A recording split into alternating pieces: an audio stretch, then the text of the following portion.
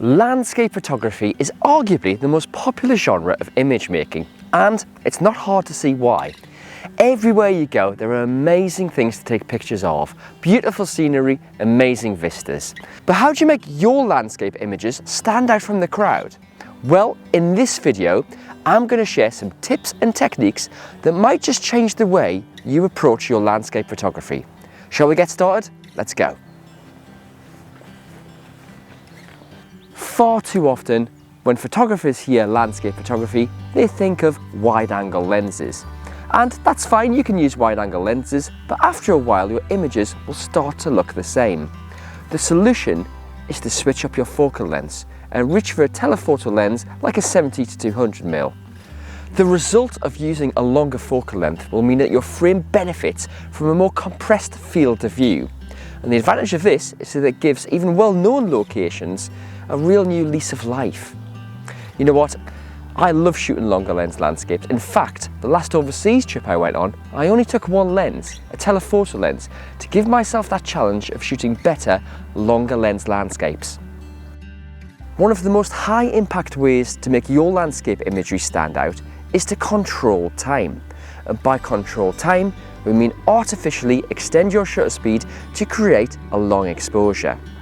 Why do this, you ask? Well, with a longer exposure, you can introduce movement into the frame, turn waves into milky blurs, or even streak clouds.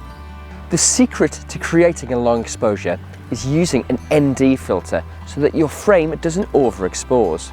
ND stands for neutral density, and these filters come in different strengths and reduce the amount of light that can pass through the lens, thus artificially extending your shutter speed.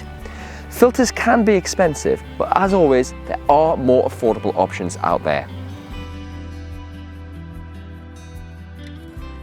The rule of thirds is a compositional aid that aims to help you balance subjects within the frame. It works like this. Imagine you divide up your frame into 9 equal parts, split by 2 equally spaced horizontal and vertical lines. The rule of thirds dictates that you place subjects of interest at one of these intersecting points. Now look, the rule of thirds works brilliantly, but if you use it all the time, your images can start to look a bit too samey. And of course, rules are meant to be broken, so feel free to experiment with your composition. Landscape photography is all about light, so it's up to you to make the most of the conditions. A lot of landscape photographers head out at dawn and dusk to really get the best from that golden hour light, but there's still plenty you can do in the middle of the day too. One technique to capture is a sunburst, which involves lining up the sun and using an aperture of around f/18 or f/22, and this will create a star effect in your frame. It works even better with a wide-angle lens, so why not give it a try? So, we've talked about focal lengths, we've talked about composition, exposure and lighting.